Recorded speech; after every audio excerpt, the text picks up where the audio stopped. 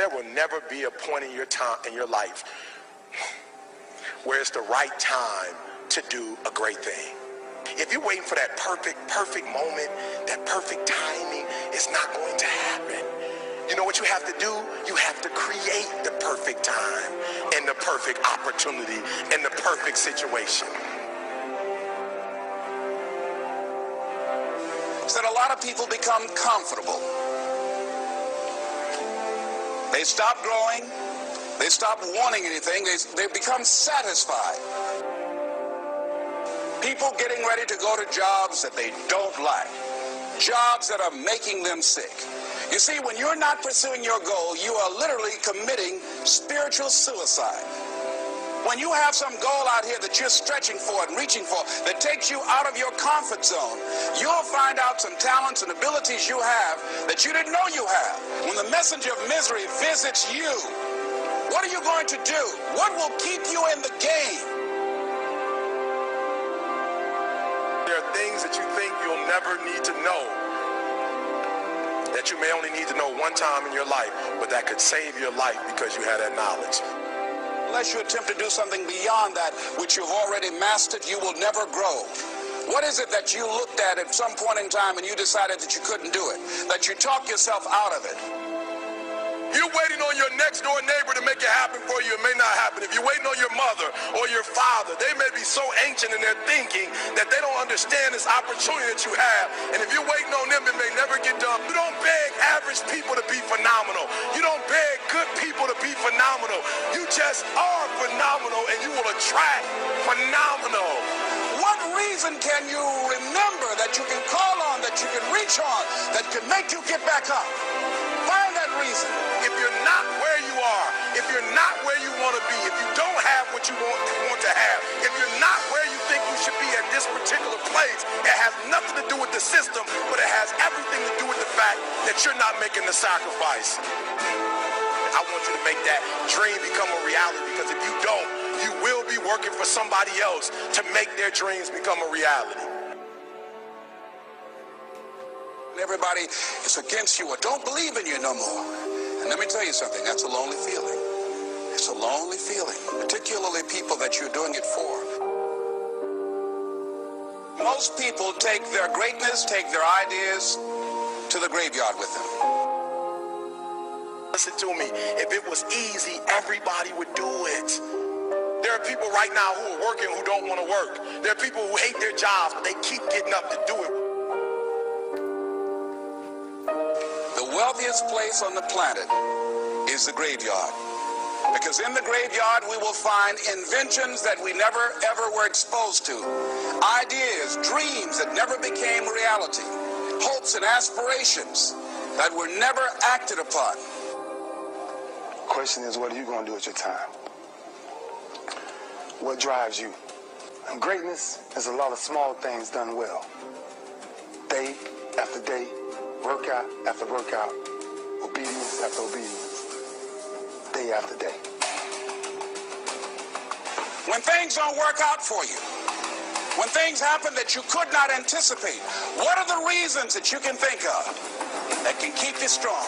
You will never ever be successful until you turn your pain into greatness, until you allow your pain to push you from where you are to push you to where you need to be. Stop running from your pain and embrace your pain. Your pain is going to be a part of your prize, a part of your product. I challenge you to push yourself. See, it's easy to be on the bottom. It doesn't take any effort to be a loser. It doesn't take any motivation, any drive in order to stay down there on a low level. But it calls on everything in you. You have to harness your will to say, I'm going to challenge myself. I mean that what you did last week don't count. Today is the only important day. There are 86,400 seconds in a day, and how you use those are critical. You got 86,400 today, and what you do today is going to cement who you are. Nobody's going to talk about what you did last week. That the biggest enemy you have to deal with is yourself.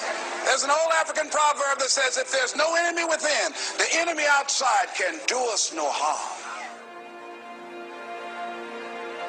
you have this opportunity of a lifetime. It means absolutely nothing if you don't take advantage of it in the lifetime of this opportunity. I got a saying that when life knocks you down, try and land on your back, because if you can look up, you can get up.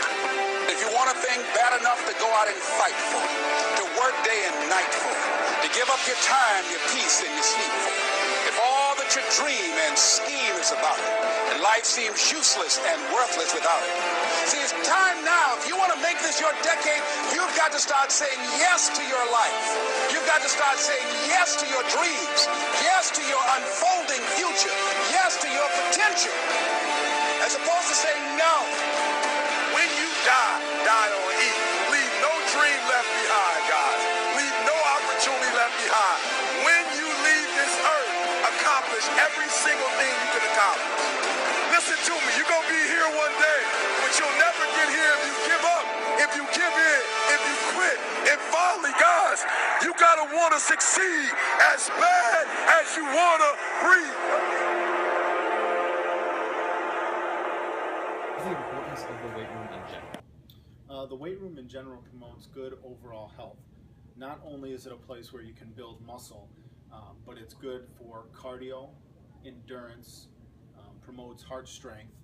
It's a place where you can work on flexibility, and it's not just a place for lifting weights. It has stationary bikes, it has things for doing yoga if you want to. It's a great place for good overall health, and as far as maybe lifting with somebody, meeting new people who have some of the same interests as you, and it's a good place if you have maybe a little bit of anger that day to take out on the weights. How often do you think anyone should lift in a week? Lifting, it depends on what your goals are. The weight room should be utilized many times during the week because it promotes that good overall health. Lifting, depending, bodybuilders, they'll lift 5-6 days out of the week. Somebody who's in sports, probably 3 to 4 times during the week. But the thing is, for the average person as well, you could be in there 5-6 days out of the week, not necessarily lifting weights, but working out. You could lift 3 days of the week and build that muscle, and then spend the other 2-3 days out of the week maybe doing some plyometrics, doing some cardio, riding the bike, because the weight room is a place to promote health, not necessarily just to lift weights. Do you support athletes taking supplements such as whey protein and pre-workout? Supplements are used to supplement what you don't get when you eat. So in essence, you don't even need to take supplements because you can get all the nutrients and vitamins that you need from food. Chicken, vegetables. You want carbs for energy, eat your fruits. You want your vitamins, eat your veggies. So I mean, if you're going to take some type of supplement, the protein is not bad and it's not going to hurt you. It's going to help you maybe repair your muscles a little bit better. If you want a multivitamin to make up for those vitamins that maybe you don't get during the day when you eat, that's another good thing. But as far as the creatines, the thermogenics, the things that heat up your body, those aren't necessarily good for you. They're actually not that good for you at all, because until you take them, you don't know how your body is going to react, and everybody's body reacts differently to those types of things.